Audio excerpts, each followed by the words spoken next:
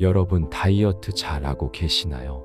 살이 빠져도 다시 찌기도 하고 살을 뺄수록 건강은 더 안 좋아지는 것 같기도 합니다. 도대체 올바르게 살을 빼려면 어떻게 먹는 게 좋을까요? 저명한 당뇨병 전문의 마키타젠지가 20만 명을 진료하며 의학적으로 올바른 식사법을 밝혀냈습니다. 그의 저서 식사가 잘못됐습니다 에서 우리가 취해야 할 바람직한 식사를 최신의 과학적 근거를 바탕으로 설명했는데요. 강재원 가정의학과 교수님은 이 책을 읽고 나면 오류투성이 식사법에 대한 우리의 상식이 뒤집힐 것이다라고 말합니다. 오늘은 책 속의 여러 가지 식사법 중에서 살이 빠지는 식사법에 대해서 함께 알아보려고 합니다. 자, 시작해 보겠습니다. 매일 먹는 탄수화물의 양을 줄인다. 현대인은 무의식 중에 지나치게 많은 탄수화물을 섭취하고 있는데 중독에 가까운 수준이다. 따라서 매일 입에 넣는 탄수화물의 양을 제한하고 적절히 관리하면 체중을 줄일 수 있다. 어떻게 탄수화물을 제한해야 할까? 우선 매일 먹는 식사에서 밥이나 빵, 면류, 감자류를 줄이고 그만큼 채소, 고기, 생선, 두부 등을 배가 부르게 먹는다. 칼로리는 일절 신경 쓰지 않아도 된다. 캔커피나 주스, 청량음료는 금물이다. 목이 마르면 물이나 차를 마시는 버릇을 들인다.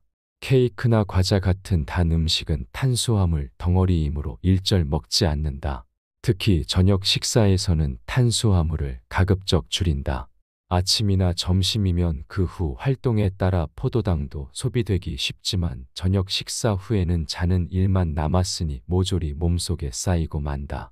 밤에는 탄수화물 함유량이 많은 음식을 먹지 말아야 하며 이를 철저히 지켜나간다면 반드시 살이 빠진다.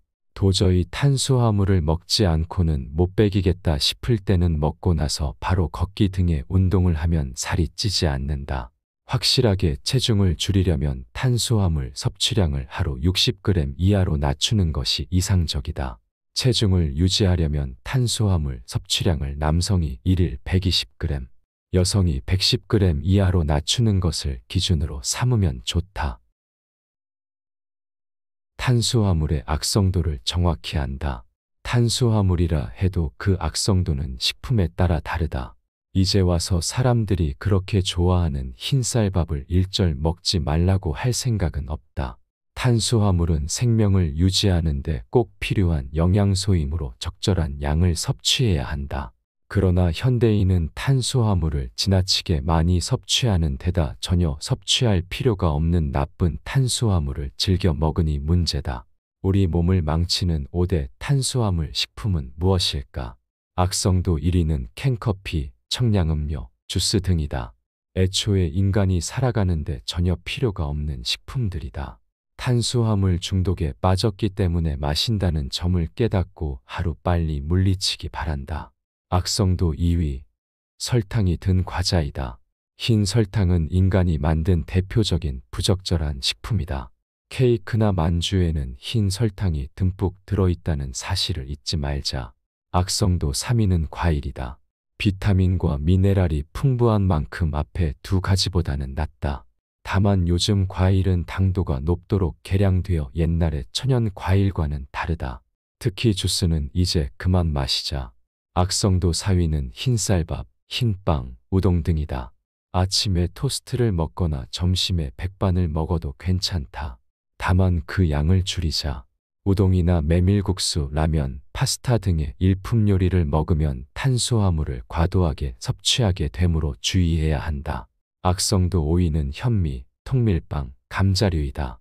정제된 흰쌀밥이나 흰빵보다 미네랄이 많으므로 같은 양을 먹는다면 현미, 통밀빵, 감자류를 권한다.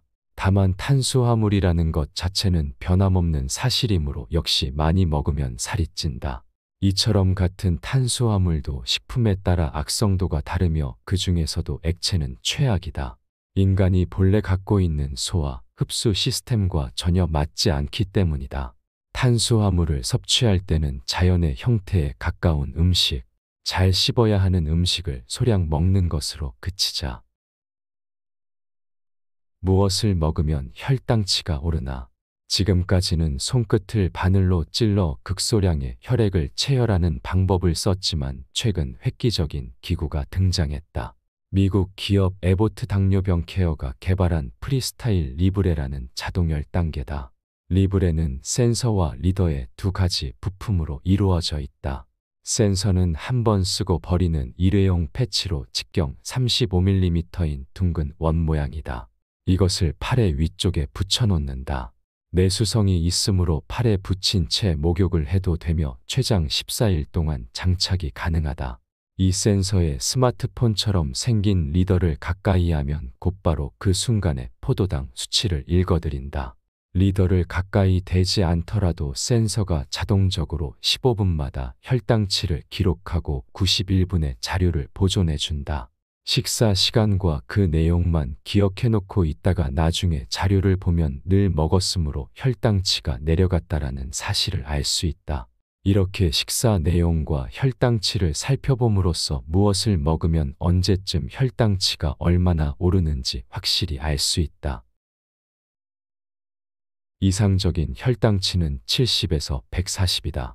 혈당치는 70에서 140 사이에 있는 것이 이상적이며 이 수준으로 안정되면 체중은 확실히 줄어든다. 프리스타일 리브레를 사용한 감량법을 정리하면 다음과 같다. 2주간 리브레로 혈당치를 측정한다. 혈당치가 140이 넘는 음식을 끊는다. 혈당치가 70에서 140 사이를 유지하도록 한다. 매일 체중이 100에서 200g씩 줄어든다. 목표 체중에 도달하면 탄수화물 제한을 중단한다. 이 방법을 적용하면 한 달에 2kg을 감량할 수 있다.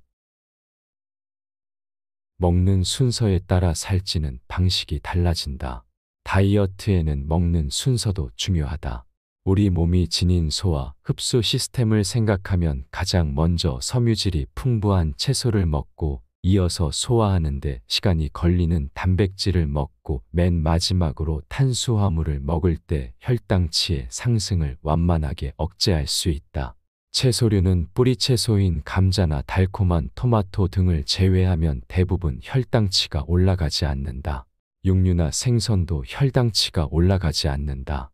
이런 식품들은 소화에 시간이 걸리므로 먼저 위에 들어가면 거기에 밥 같은 탄수화물이 더해져도 급격하게 혈당치가 올라가거나 하지 않는다. 예를 들어 돼지고기, 생강, 구이, 정식이 눈앞에 있다고 하자. 가장 먼저 곁들여진 양배추채나 작은 접시에 담긴 채소류를 먹는다. 이어서 돼지고기를 먹고 마지막으로 밥을 먹는다. 이렇게 먹는다면 혈당치의 상승을 억제할 수 있으며 밥을 남길 수도 있다. 거꾸로 밥부터 급하게 먹으면 단숨에 혈당치가 상승해 결과적으로 같은 음식을 먹었는데도 비만으로 이어질 수 있다. 일정한 양을 여러 번 나눠서 먹는다. 먹는 횟수에 따라서도 비만의 정도가 달라진다. 하루에 먹는 양이 정해져 있다면 그것을 되도록 여러 번 나눠 먹어야 혈당치도 크게 오르지 않고 인슐린도 많이 분비되지 않아 살이 찌지 않는다. 요즘 식사 횟수를 줄이는 사람이 늘고 있지만 하루 3끼를 2끼로 줄였더니 살이 빠졌다라는 사람이 있다면 그것은 결과적으로 하루에 먹는 음식의 총량이 줄었기 때문이다. 하루에 먹는 음식의 총량을 줄이면 당연히 다이어트가 된다. 그러나 먹는 양을 줄일 수 있는 사람이라면 더 현명하게 행동할 수 있지 않을까. 즉 2차례로 나눠 먹는 음식의 총량을 3차례 이상으로 나눈다면 살은 더 많이 빠질 것이다. 살만 빠지는 것이 아니라 혈당치가 안정됨으로써 업무의 효율도 높아질 것이다. 해조류와 버섯류를 많이 먹는다. 예로부터 톳을 먹으면 머리카락이 풍성해진다는 말이 있듯이 해조류는 모발과 피부 관리에도 효과가 있다. 버섯류는 면역력을 높여 온갖 질병으로부터 우리 몸을 보호해준다. 무엇보다 해조류와 버섯류에는 식이섬유가 듬뿍 들어있다. 식이섬유는 변비를 막아주고 최근 몇 년 사이 급증하고 있는 대장암을 예방하는 데 기여하며 염분이나 식품 첨가물을 체외로 배출하는 역할도 한다. 더 나아가 장내 세균의 균형도 조절해준다. 해조류와 버섯류는 식이섬유가 풍부한 만큼 위에서 소화되는데 시간이 걸리며 이후 섭취한 탄수화물의 흡수를 더디게 만든다. 그러므로 밥을 먹기 전에 미역 된장국을 먹는 것이 좋다. 해조류나 버섯류로 만든 반찬이 있다면 그것을 밥보다 먼저 먹는다. 그런데 이 귀한 식재료를 특히 남성은 극히 소량만 먹는다. 그들에게 해조류나 버섯류는 덤으로 먹는 식품으로 보이는 모양이다. 건강을 생각할 때 해조류와 버섯류는 덤이 아니라 왕에 가까운 식품이므로 적극적으로 섭취해야 한다. 탄수화물을 제한해 식단을 꾸린다면 가장 먼저 식탁에 육류나 생선, 콩 제품 같은 단백질을 늘어놓고 맞아 채소도 먹어야 해 하며 샐러드 같은 음식을 추가할 것이다. 거기에 해조류나 버섯류로 만든 반찬을 추가하면 더할 나위 없이 좋을 것이다. 탄수화물을 줄인 만큼 단백질을 늘린다. 밥이나 빵 같은 탄수화물을 줄여도 단백질이 풍부한 반찬을 먹으면 포만감이 넘치는 흡족한 식사를 할 수 있다. 우리 몸에서 단백질은 피와 살을 만드는 중요한 영양소다. 탄수화물을 제한하는 식생활을 시작했다면 단백질을 효과적으로 섭취하는 방법을 고민해 봐야 한다. 기본적으로 육류나 생선, 달걀 같은 동물성 식품은 단백질 덩어리라고 생각하면 된다. 다만 가공된 소시지류는 첨가물에 발암성 물질이 들어있으므로 피하는 것이 좋다. 두부 등 콩으로 만든 식품은 적극 권장할 만하다. 콩 하나뿐 아니라 콩류는 통틀어 우수한 식물성 단백질을 포함하고 있다. 탄수화물을 삼가는 만큼 단백질을 먹겠다며 내키는 대로 육류와 생선을 먹는다면 콜레스테롤 수치가 올라갈 수 있다. 콩 같은 식물성 단백질을 반반 비율로 섭취해 균형을 유지하자. 하루 2리터의 물을 마신다. 살을 빼고 싶다면 질 좋은 물을 많이 마셔야 한다. 하루에 2리터는 마셔도 된다. 물을 많이 마시면 그것만으로도 혈중 포도당의 농도가 낮아져 혈당치가 내려간다. 당뇨병 환자가 자주 목이 말라 물을 마시고 싶어 하는 것은 올라간 혈당치를 낮추려는 몸의 자연스러운 욕구에서 비롯된 현상이다. 혈당치가 지나치게 올라가지 않도록 조절하는 것이 비만을 방지하는 첫걸음임을 생각한다면 물을 많이 마셔야 한다는 사실을 납득할 수 있을 것이다. 올리브유가 탄수화물을 만났을 때 혈당치 상승이 억제된다. 유럽 임상영양학 저널에 실린 연구 결과를 소개한다. 그래프는 건강한 사람을 대상으로 빵만 먹었을 때, 버터와 함께 빵을 먹었을 때, 올리브유와 함께 빵을 먹었을 때, 옥수수유와 빵을 먹었을 때의 혈당치 변화를 조사한 결과다.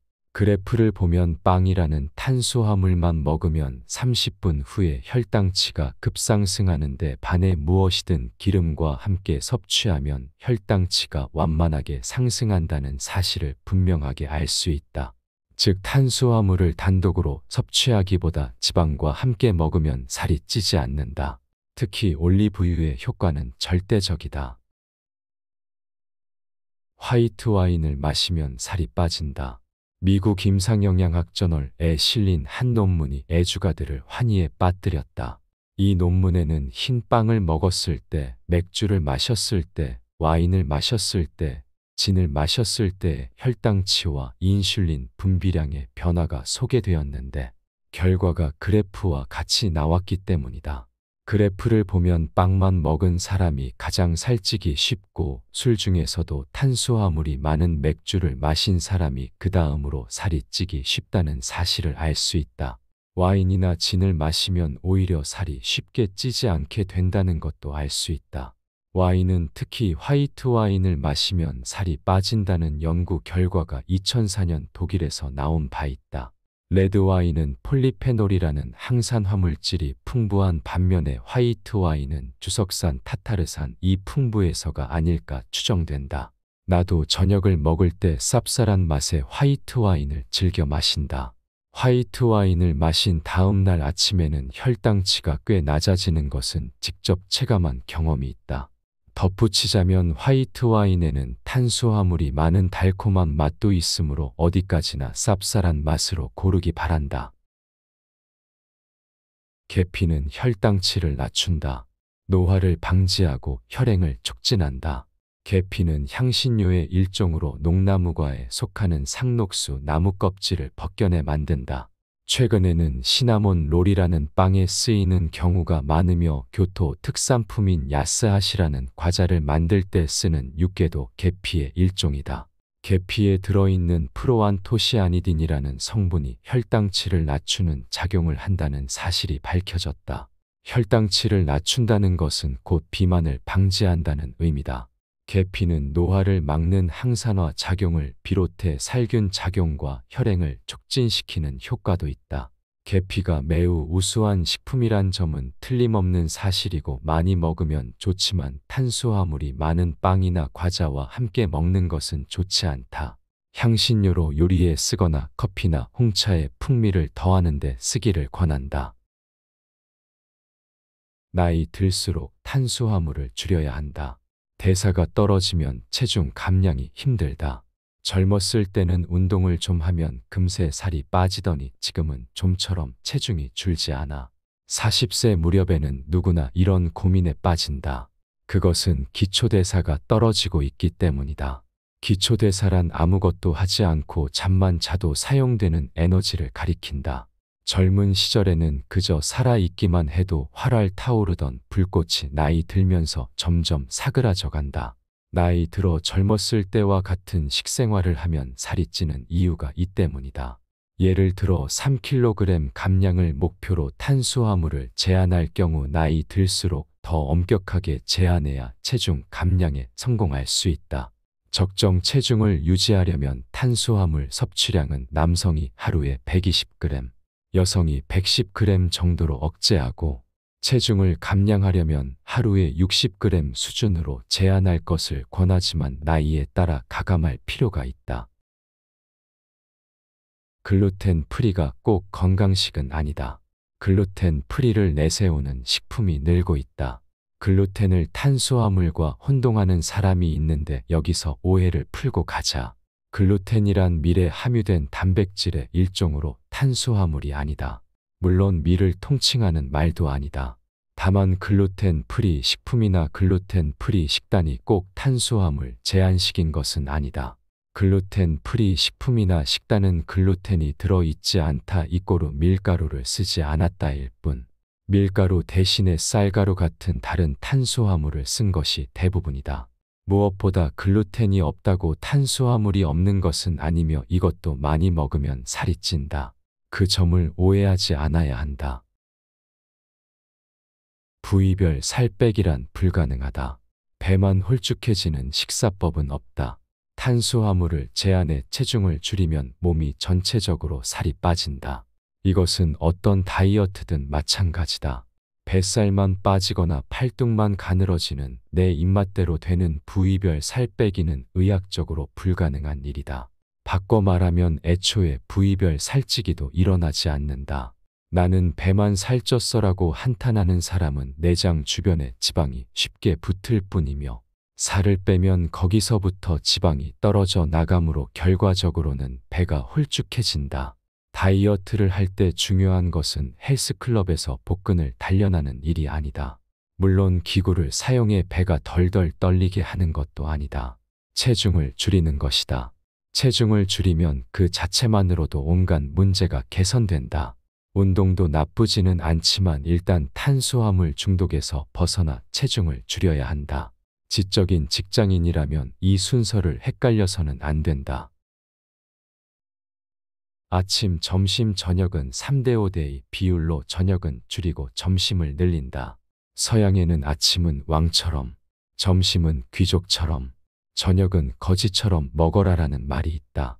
하루의 활동을 준비하는 아침 식사에서 많은 영양을 섭취하고 남은 일이 자는 것뿐인 저녁 식사는 가볍게 끝내라는 의미로 매우 논리적인 말이라 할 수 있다. 그러나 접대 등이 있는 직장인에게 이런 식생활은 쉽지 않다. 그렇더라도 탄수화물만큼은 이 말을 따랐으면 좋겠다. 밤에는 탄수화물을 일절 먹지 않겠다라고 마음먹고 그 결심을 실천에 옮기기 바란다. 그렇다고 아침이나 점심에는 왕이나 귀족처럼 탄수화물을 섭취해도 된다는 말이 아니라 밤이 가까울수록 엄격하게 탄수화물을 제한해야 한다는 뜻이다. 밤에 회식 등이 있을 때는 밥이나 달콤한 후식 따위는 못 본 채 하자. 아침, 점심, 저녁에 섭취하는 탄수화물 양의 비율을 0으로 하겠다는 마음으로 시작한다면 자연스레 그 비율이 3, 5, 이 정도로 안정되지 않을까. 지금까지 살이 빠지는 식사법을 함께 알아보았는데 어떠셨나요? 건강하게 살을 빼고 싶다면 꼭 읽어봐야 할 책이라고 생각이 듭니다. 고맙습니다.